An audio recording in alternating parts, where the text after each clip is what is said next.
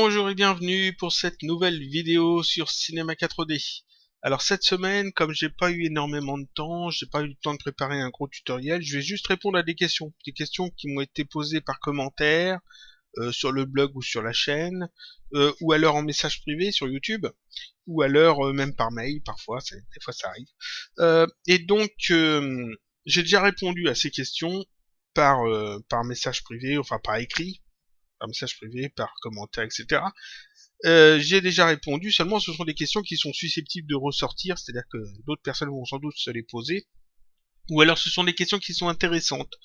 Et donc je les mets de côté quand c'est le cas. Et de temps en temps, je fais donc une vidéo de réponse aux questions. Alors je réexplique tout ça hein, pour ceux qui sont inscrits depuis moins longtemps sur la chaîne, parce que je le fais déjà depuis le début de la chaîne quasiment. De temps en temps, je vais faire une vidéo comme ça où je prends des questions qui m'ont été posées et j'y réponds en vidéo. Comme ça, tout le monde profite en fait de la réponse à la question. Et puis c'est pratique. Donc les questions. Il y en a un paquet, mais je vais sans doute pas tout faire. Il y en a que je vais garder pour d'autres moments.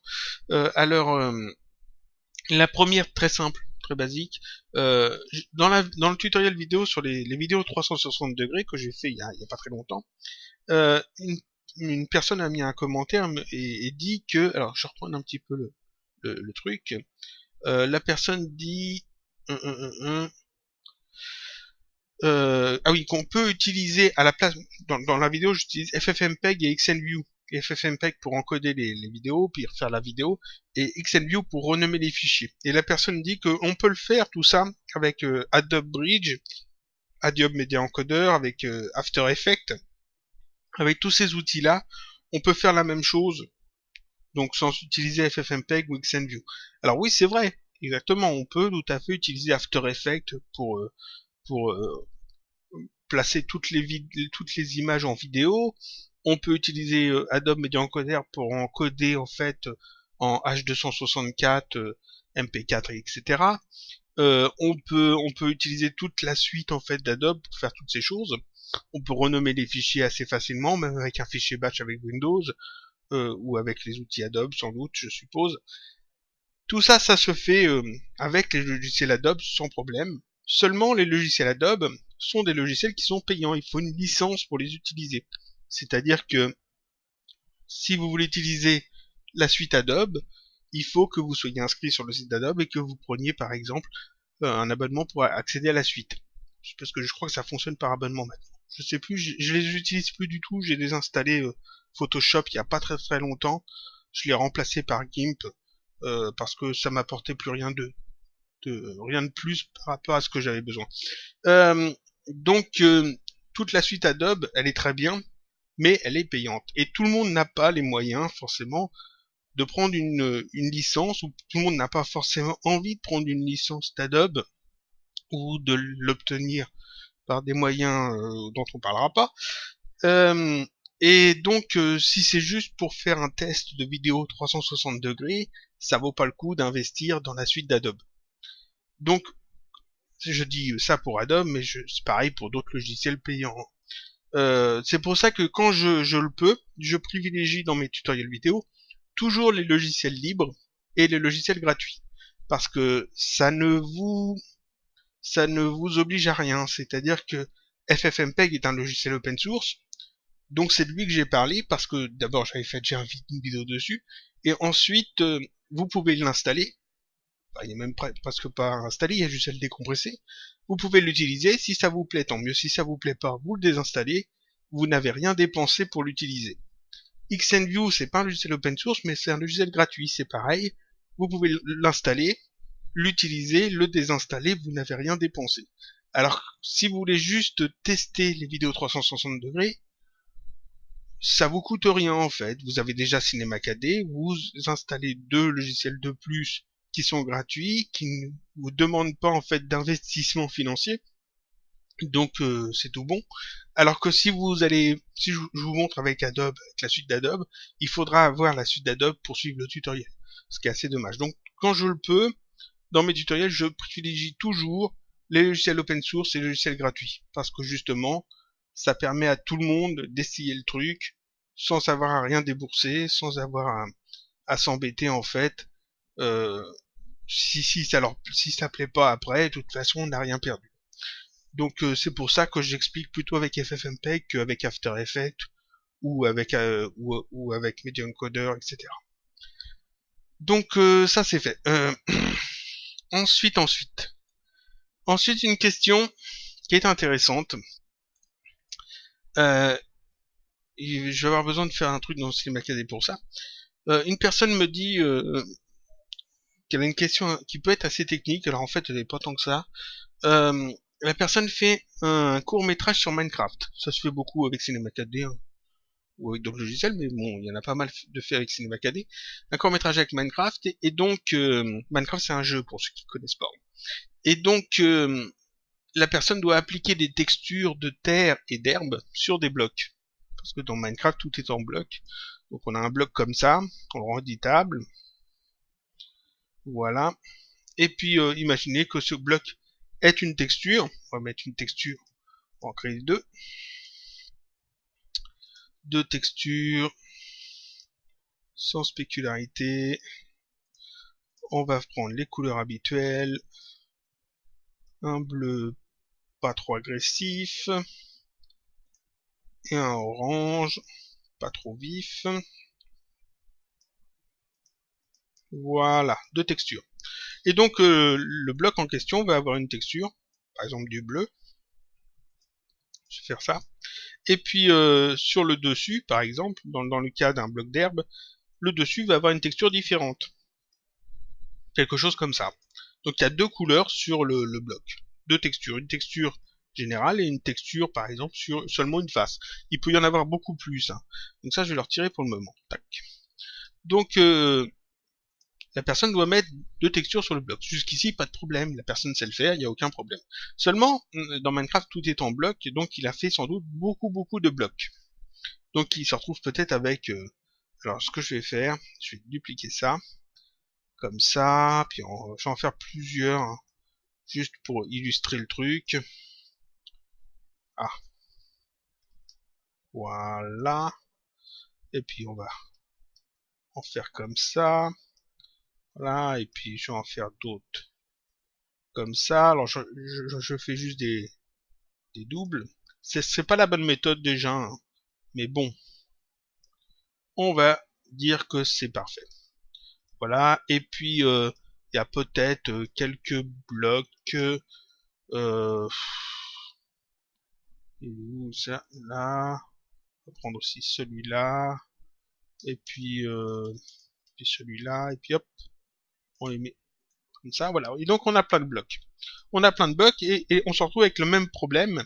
Il faut que tous ces blocs soient bleus, mais que le dessus des blocs soit orange, tout bêtement. Donc on peut déjà sélectionner tous ces blocs, tac, jusqu'en bas, tac, et puis déjà appliquer la texture bleue. Donc ici, je sélectionne tous les blocs, je clique droit sur la texture bleue, je fais appliquer, ça applique la texture sur tous les blocs. Donc là, j'ai tous les blocs en bleu. Maintenant, il faut que les blocs aient le dessus orange. Et j'ai fait un tutoriel justement qui explique tous ces outils de sélection. Parce qu'en fait, ici, il faut que je sélectionne le dessus des blocs. Alors, ce que je pourrais faire, c'est prendre un bloc, passer en mode polygone, sélectionner le dessus, appliquer la texture, passer au bloc d'à côté, mode polygone, sélectionner le dessus, appliquer la texture. Ça va être chiant. Franchement, ça va être chiant. Donc ça, je reviens en arrière. On va pas faire comme ça. Voilà, on va pas faire comme ça. La méthode plus simple, c'est de passer en mode en vue de côté. Alors, je mets tac sur une vue de côté. Alors, pourquoi celui-là est de cette couleur-là? Voilà, c'est parce qu'il est sélectionné. En vue de côté. Et je vais simplement utiliser... Alors, je vais d'abord... si je fais ça, si je prends ici le lasso de sélection et que je sélectionne comme ça, tac, ça sélectionne les blocs. Parce que je suis en mode objet. Je vais passer ici en mode polygone, et ce que je peux faire, c'est faire la même chose, comme ça. Je relâche. Et là, ça fait rien. Pourquoi? Parce que ici, tac, je suis pas en fait... Alors, là, outil de sélection. Ici, je suis pas dans les bons réglages. il faut déjà décocher limiter aux éléments visibles. Parce qu'en fait, ce que l'on veut, c'est sélectionner le dessus de chacun de ces cubes, même ceux qui sont derrière. Donc ici, je vais déjà décocher ça. Tac. Je reviens dans cette vue-là, et je vais simplement faire ma sélection comme ça sur le dessus. Ce que je sélectionne, c'est juste le dessus. Tac. Et là, ça marche toujours pas. Pourquoi? Pourquoi ça marche pas? Parce qu'en fait, les blocs ne sont pas sélectionnés. Si je fais ça, en fait, vous voyez ils ont une couleur noire, ils sont grisés, ils sont pas sélectionnés. Comment je peux faire pour sélectionner le dessus de tous ces blocs? Seulement le dessus, si je le fais comme ça, vous voyez que ça marche pas non plus. Seulement le dessus des blocs. Alors, je sais que si j'en sélectionne un et que en mode polygone, je fais une sélection comme ça va sélectionner effectivement le polygone du dessus. Mais il y en a qu'un de sélectionné. Donc, le truc qu'il faut faire, je vais tout désélectionner, c'est de justement sélectionner tous les cubes. Donc, je m'en remets ici dans ma vue de côté. Je vais sélectionner ici dans la hiérarchie tous les cubes, du premier tout en haut jusqu'au dernier tout en bas avec la touche majuscule. Ça m'a sélectionné tous les cubes, vous voyez. Je passe en mode polygone, les cubes sont toujours sélectionnés. Et là, je peux prendre l'outil rectangle de sélection et sélectionner comme ça le dessus. Et là, ça m'a sélectionné tout le dessus de tous les cubes. Alors, j'ai aussi le dessus de ces cubes-là à prendre. Donc, avec la touche majuscule, je rajoute cela. Voilà. Et maintenant, ici, vous voyez que j'ai tous mes cubes en bleu et j'ai sélectionné en fait le dessus des cubes en très peu de temps. Je prends l'outil ici orange, le matériau orange avec l'outil normal et je le fais glisser sur n'importe quelle sélection, tac, et ça l'ajoute à tous les cubes. Ça l'ajoute à tous les cubes parce que tous les cubes sont sélectionnés et pour chaque cube, j'ai sélectionné en fait la face du haut. Et donc là, j'ai gagné un temps fou. Je peux tout désélectionner maintenant en sélectionnant dans le vide. Et j'ai fait ce que j'avais besoin de faire, c'est-à-dire j'ai mes cubes en bleu avec le dessus en orange. Si je veux, par exemple, sélectionner, on va dire, là, ce côté-là seulement, ce côté-là seulement des cubes. Eh bien, pareil, je laisse tous mes cubes sélectionnés. Je vais passer dans cette vue-là. Je prends l'outil de sélection en mode polygone et je vais sélectionner que ce côté-là. Tac. Et normalement, ici, voilà, ça m'a sélectionné tous ces côtés-là. On peut tout à fait y mettre une texture supplémentaire. Tac. Alors, je me suis trompé parce que là, j'ai tout comme il faut pas. Je réfléchis. Non, ça va pas. Ça va pas parce qu'en fait, ici, c'est pas sur tous les cubes, c'est seulement sur ces cubes-là. Donc, ce qu'il faut que je fasse, il faut d'abord que je sélectionne ces cubes-là. Alors, ces cubes-là. Et ensuite, dans cette vue-là, en mode polygone, je sélectionne seulement cette partie-là. Et là, ça devrait fonctionner. Je peux mettre une texture ici. Tac. Voilà. C'est parfait. Et donc, vous voyez que ici, maintenant, j'ai du blanc. Faire un blanc qui ressort un peu mieux, si possible. Voilà. Parfait. J'ai du blanc, j'ai du bleu, j'ai du orange. Et là, en très peu de temps, en fait, j'ai sélectionné certaines parties sur tous les cubes, juste en quelques clics. Voilà. Mais ça, c'est pas la meilleure méthode. La meilleure méthode, dans le cas des animations Minecraft, quand vous faites des scènes Minecraft, la meilleure méthode, c'est de faire un cube pour chaque matériau que vous allez utiliser. Donc, par exemple, ici, un cube... alors, je vais le rendre éditable, on va dire. C'est un cube bleu. Et puis le dessus est en orange. Donc vous faites un cube bien comme il faut, bien texturé. Et ensuite, au lieu de dupliquer ce cube-là, vous le sélectionnez, vous allez ici, et vous, dans cette icône-là, et vous allez sélectionner ici instance. Tac. Ça fait un double qui est en fait non pas un élément cube, mais un objet instance. Cet objet instance, c'est une copie parfaite du cube original. Et c'est ce cube instance que vous pouvez dupliquer autant de fois que vous voulez. Alors, pas le dupliquer comme ça, je vais le dupliquer comme ça. Voilà, vous pouvez le dupliquer autant de fois que vous voulez. Donc ça peut être un cube de dirt, un cube de grasse, d'herbe, ou de cobblestone, etc. Et l'avantage, c'est que ici, le cube original, là, si vous le modifiez ce cube, par exemple, si je change la texture orange par du blanc, tac, ça change sur tous les autres en même temps.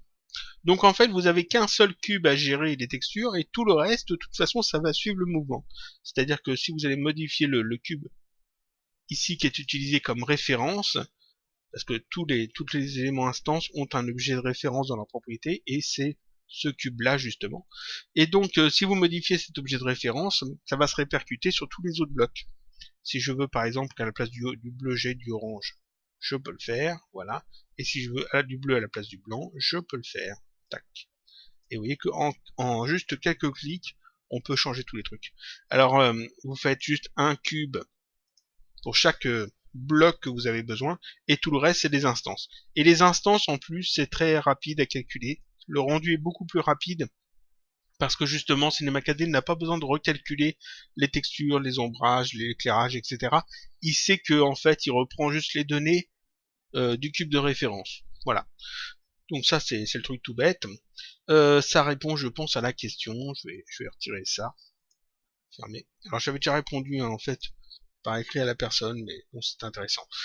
Ensuite, une personne qui n'arrive pas à faire CTRL A sur son, qui m'a posé la question, elle n'arrive pas à faire dans plusieurs tutoriels. Déjà, j'explique en fait que quand on veut, par exemple en mode point, quand on veut sélectionner tous les points, on fait CTRL A et ça sélectionne tous les points.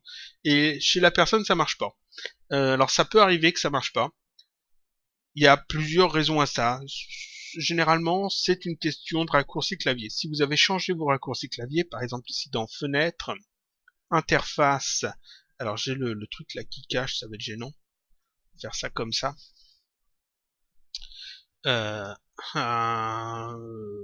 Forcément, je sais plus où c'est maintenant. On va faire ça comme ça.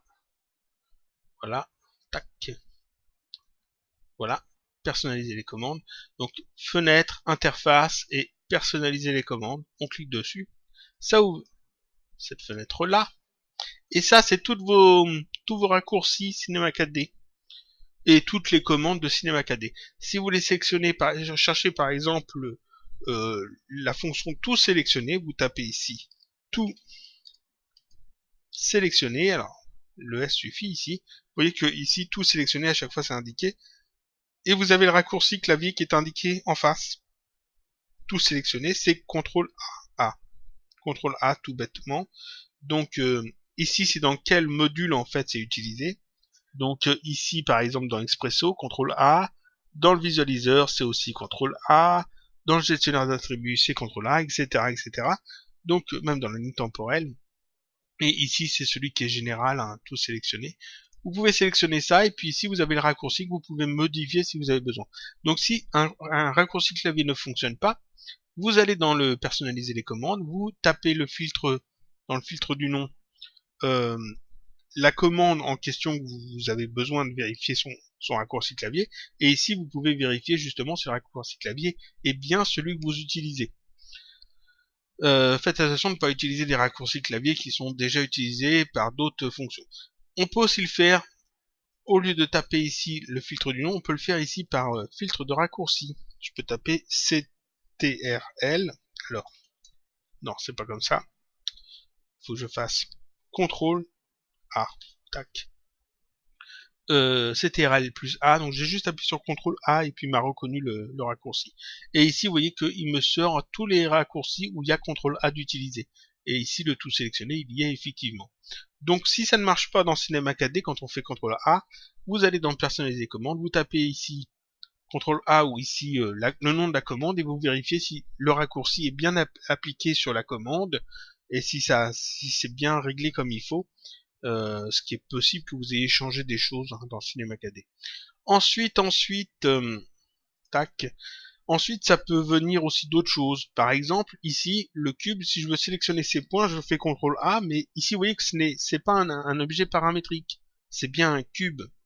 Un cube avec ici l'icône des polygones. Donc c'est bien un objet polygonal. Donc je peux sélectionner ces points. Si je garde ici l'objet paramétrique, j'ai un cube et ici c'est pas l'icône des objets polygonaux. En mode point, si je fais CTRL A, ça sélectionne rien du tout. Et je fais CTRL A, ça sélectionne rien parce qu'en fait ici j'ai pas accès au point. Parce que c'est pas un objet polygonal, c'est un objet paramétrique. Donc pareil pour les... ici les arêtes. Si je fais CTRL A, ça sert à rien. Ça sélectionne rien. Et pareil, polygone, CTRL A, ça sélectionne rien parce que je suis toujours sur un objet paramétrique.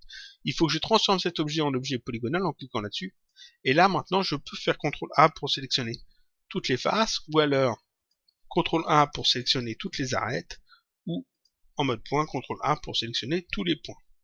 Et ensuite, si le raccourci fonctionne toujours pas, vous pouvez aussi aller ici dans le menu sélectionner, et vous avez ici, normalement ici, tout sélectionner, c'est la commande en question, qui permet donc de tout sélectionner. Voilà, là, comme ça, tac, et en mode polygone, tout sélectionné, pareil, paf. Ensuite, autre chose, je reviens sur un truc, on va prendre une sphère pour changer, je rends éditable, tac, en mode point toujours, je vais sélectionner tous les points. Si je me mets ici, dans cette vue-là, et que je fais CTRL A, ça sélectionne en fait l'objet, parce que le curseur de la souris est au-dessus de cette fenêtre-là. Donc ça colle pas. Si j'ai ici plusieurs matériaux, voilà, et que je mets la souris ici, que je fais CTRL A, ça sélectionne les matériaux, ça sélectionne pas les points de la sphère. Et si je me mets dans cette fenêtre-là, que je fasse CTRL A, ça sélectionne ici toutes les propriétés.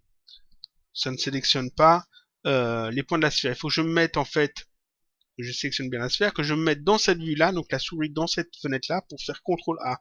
Sinon, ça ne sélectionne pas les points, ça va sélectionner autre chose dans une autre fenêtre. Donc ça, c'est aussi quelque chose qui est assez important quand on fait justement des raccourcis clavier. C'est en fonction de la zone où se trouve la souris. Voilà, donc ça, j'ai répondu à la personne.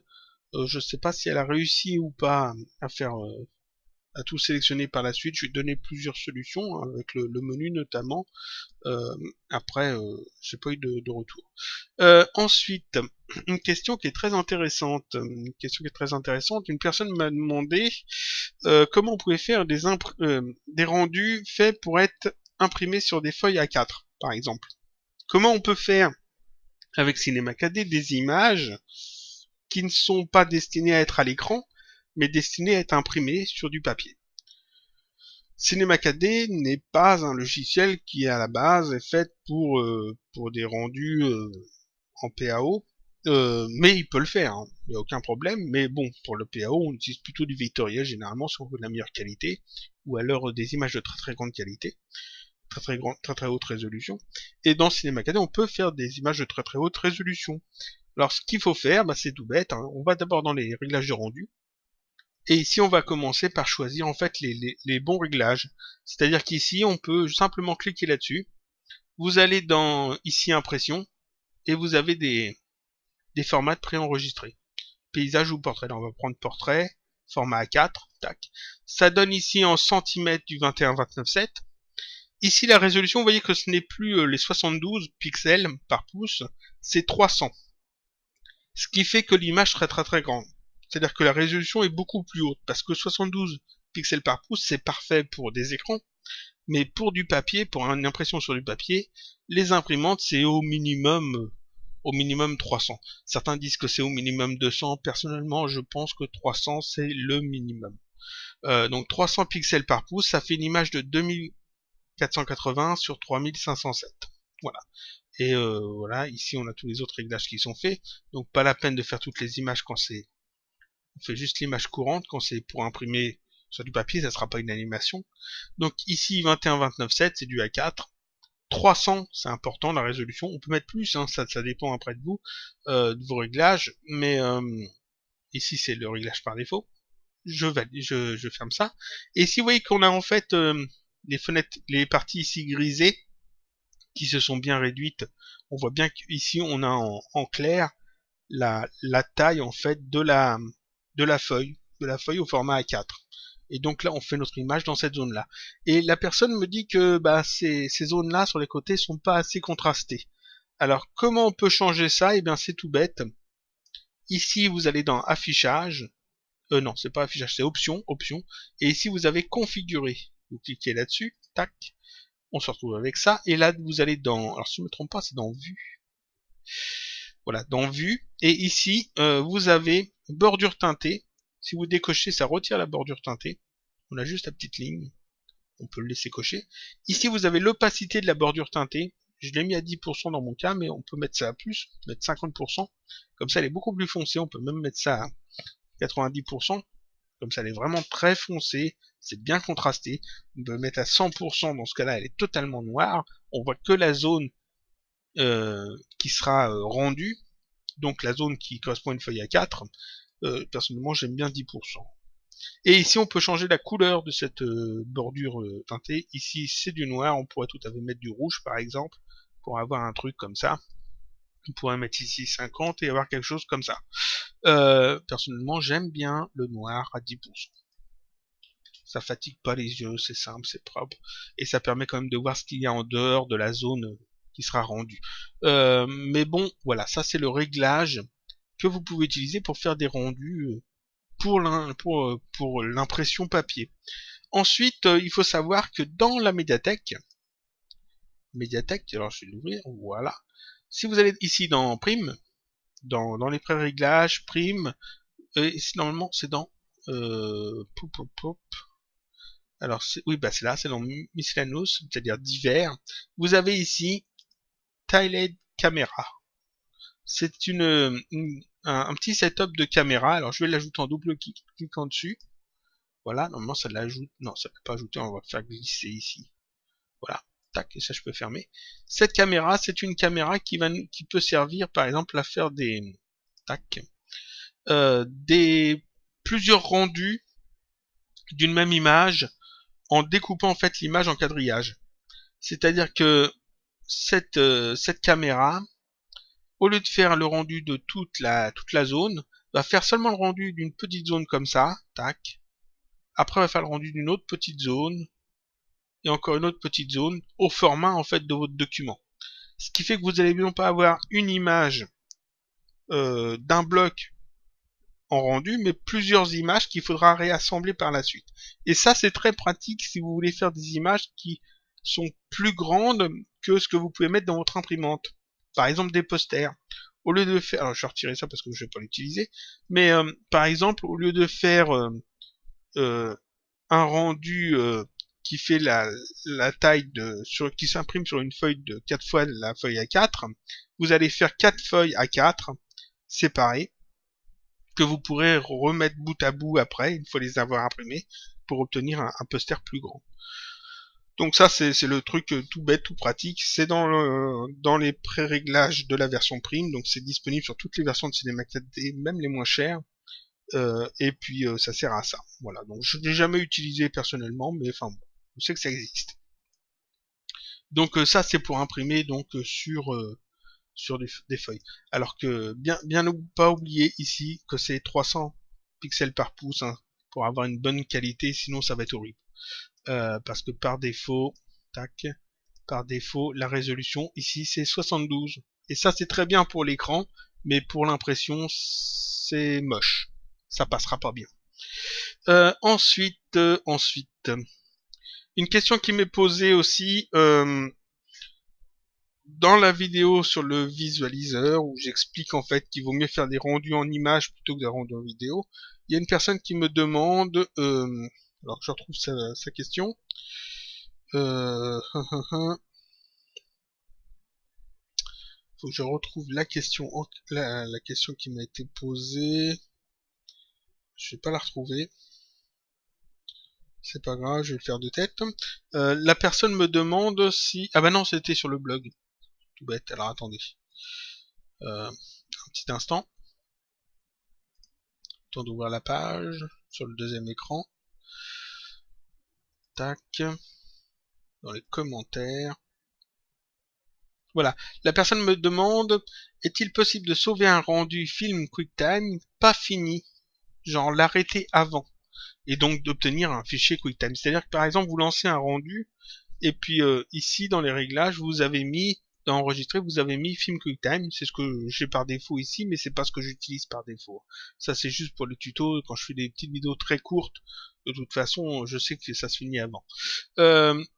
Donc ici, dans le visualiseur, je conseille de mettre plutôt ici du TIFF comme ça. Mais la personne me demande, est-ce que si met film QuickTime, tu lances le rendu et que avant la fin du rendu, il arrête le rendu. donc le rendu n'est pas fini, est-ce qu'il a quand même son fichier QuickTime? En fait, oui et non. C'est-à-dire que quand vous arrêtez le rendu, CinemaKD arrête le rendu tout bêtement, comme vous lui avez demandé. Le fichier QuickTime que vous avez à disposition n'est pas terminé. C'est-à-dire qu'il a été arrêté avant la fin. Donc, CinemaKD ne ferme pas correctement le fichier. Et donc, le fichier en question n'est pas toujours utilisable. Disons que c'est vraiment c'est au petit bonheur la chance, c'est-à-dire que des fois ça va fonctionner, vous allez essayer de l'ouvrir dans VLC ou dans Media Player, et puis des fois ça va marcher, des fois ça va vous mettre une erreur disant que le fichier n'est pas valide. Donc c'est vraiment le truc qu'il faut pas faire, il faut pas arrêter un rendu quand vous faites en vidéo, si vous voulez avoir le fichier final. C'est pour ça que je dis toujours, et que je le dis dans la vidéo sur le visualiseur, qu'il faut faire ici les rendus au format image, et une fois que vous avez toutes vos images, là vous pouvez réenregistrer en QuickTime, ça prend 2 secondes, puisqu'il n'y a pas besoin de refaire le rendu, ou alors vous le faites avec FFmpeg ou avec After Effects ou autre chose, pour recomposer votre fichier final, et puis comme vous l'avez fait en rendu image, là vous pouvez l'arrêter, le reprendre sans problème, parce qu'en fait, chaque image rendue est enregistrée proprement. Alors que le fichier QuickTime ou le fichier AVI, il faut que CinemaKD ait fini la totalité du rendu pour pouvoir enregistrer proprement ce fichier. Donc la question c'était, est-ce qu'on peut sauver un rendu film QuickTime et l'arrêter avant? Eh bien en fait oui et non, c'est-à-dire que oui on peut le faire, mais ça marchera pas. Le fichier QuickTime, il y a des grandes chances qu'il fonctionne pas. Voilà. Donc c'est faudrait mieux pas le faire.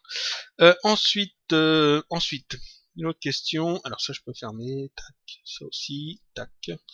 Une autre question, l'installation des plugins. Une personne m'a demandé comment on installait Trozy, le plugin Trozy. En fait la personne n'y arrivait pas.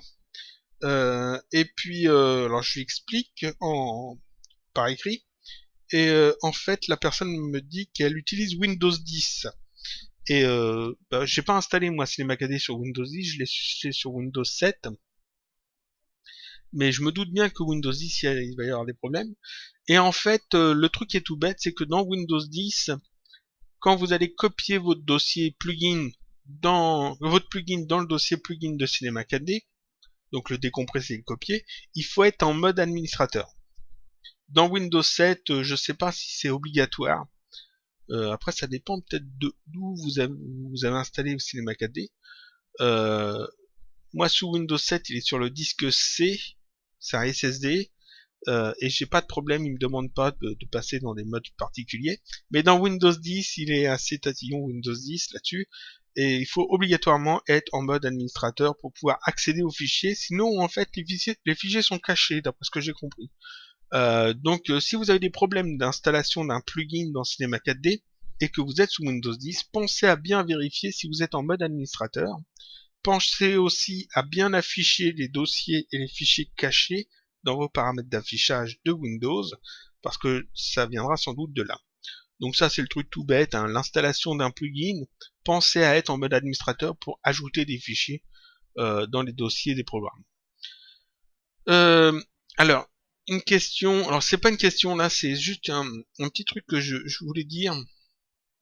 Alors, je vais essayer de montrer ça peut-être. Il faudrait que je montre ça sur une vidéo où c'est le cas. Voilà, pixel art, là-dedans, c'est le cas. Copier.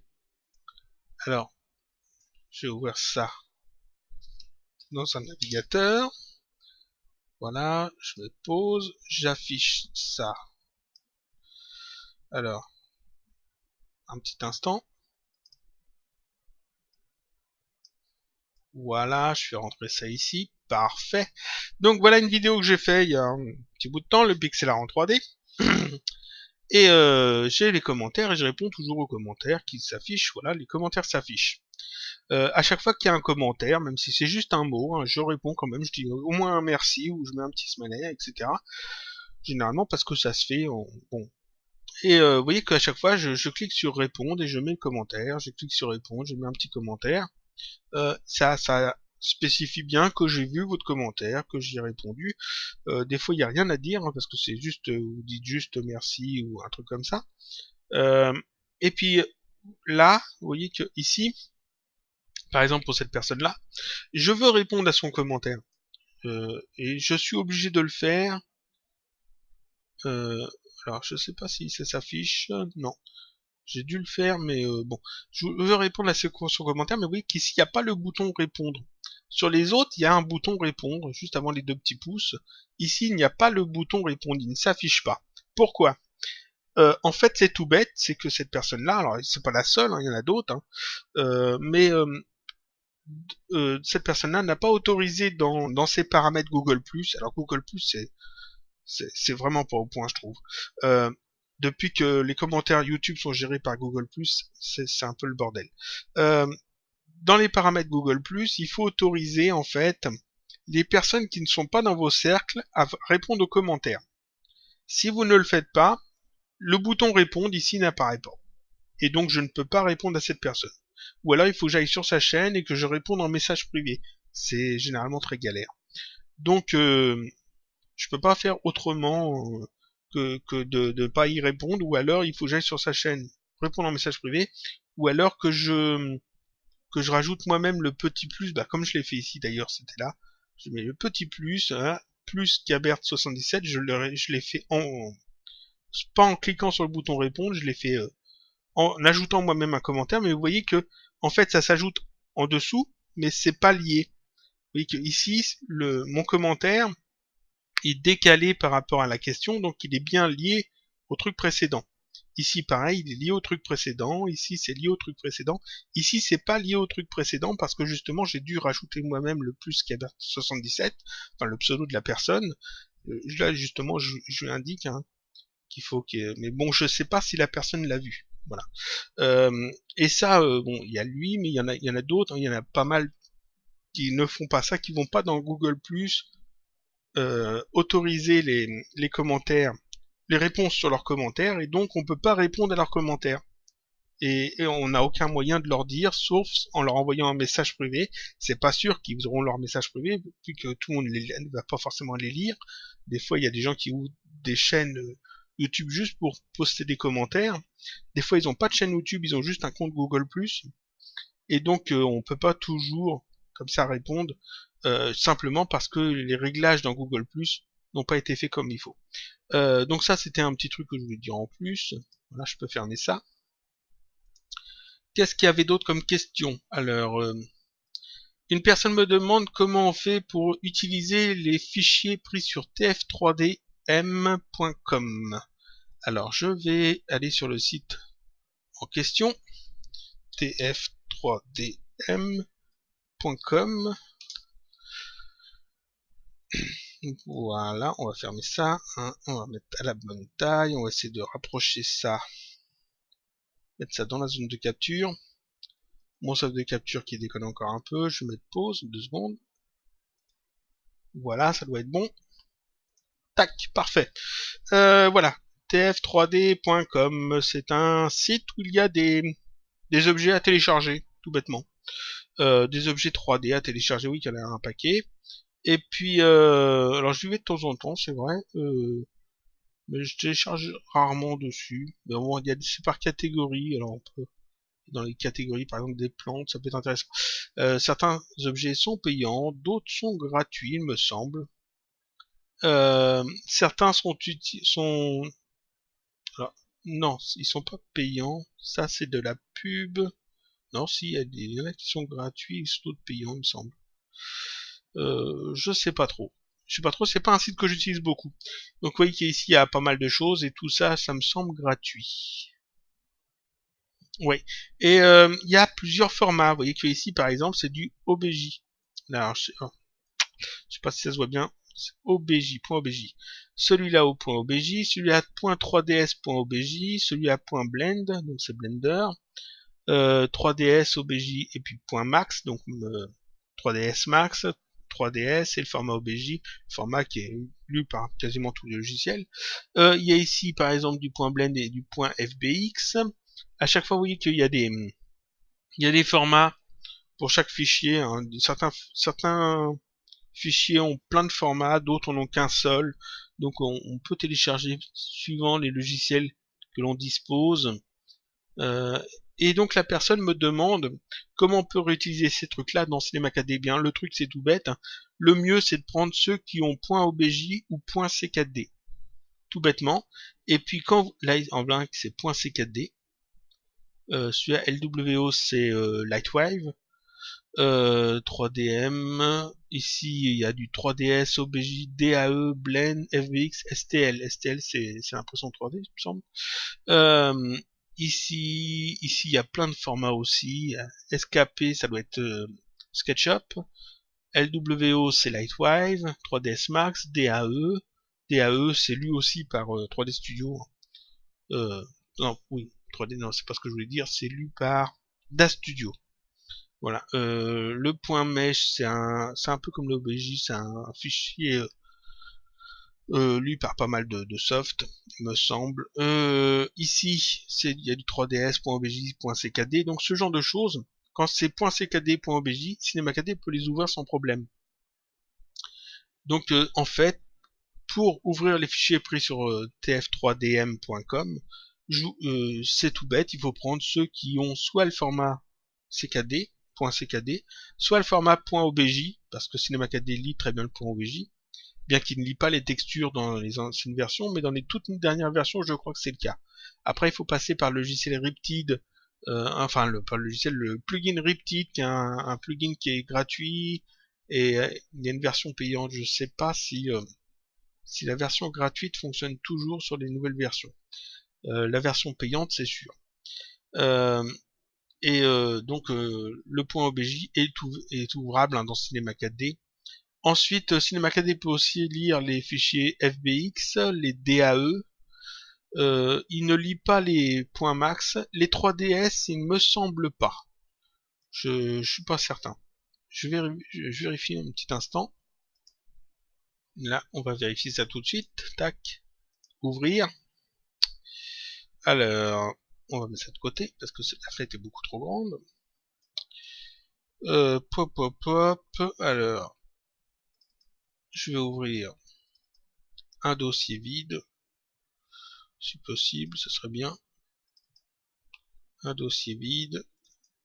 Réduire la fenêtre. Voilà. Je remets ça ici. Et on regarde ce qu'il peut ouvrir. Alors ici, tout type de fichier. Ah bah, ça me dit pas. Je pensais que ça me le dirait, mais ça me le dit pas. Alors, autre solution, on peut aller voir dans les préférences générales. Voilà, ici, import-export, tac.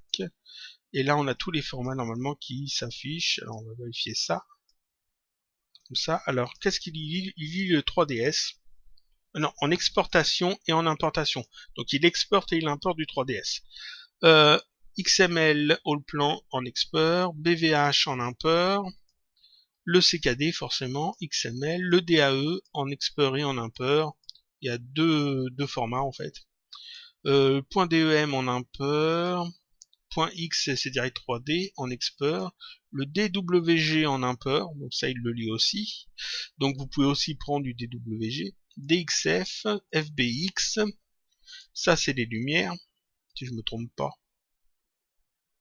Ou je me cours. Non, c'est pas des lumières, ça, je suis pas sûr. Illustrator, moi c'est les formats Illustrator, mais c'est seulement Illustrator 8 si je me trompe pas. À moins que ça ait changé dans les dernières versions. Le Lightwave, LWS, et le LWO, normalement c'est aussi Lightwave. Alors je sais pas si les deux sont pris en compte. RIB, STL, Import Export, et le .obj hein, que je vous conseille pour tout ce que vous téléchargez sur internet. .ckd ou .obj, ça passera bien généralement. Et le 3DS, il me semblerait que ça passe bien aussi. Donc voilà. Donc en fait, quand vous téléchargez un truc là-dessus, vous prenez en priorité ceux où il y a .ckd. J'en ai cliqué sur un, voilà. Ici, Cinema 4D. Et en plus, c'est indiqué la version. Donc là, c'est la version R16, c'est-à-dire que cet objet-là Je peux peut-être pas l'ouvrir vu que j'ai une version 13. C'est pas sûr, mais ça coûte rien d'essayer. Ici pour télécharger, on voit que c'est bien le fichier .c4d. Et puis voilà.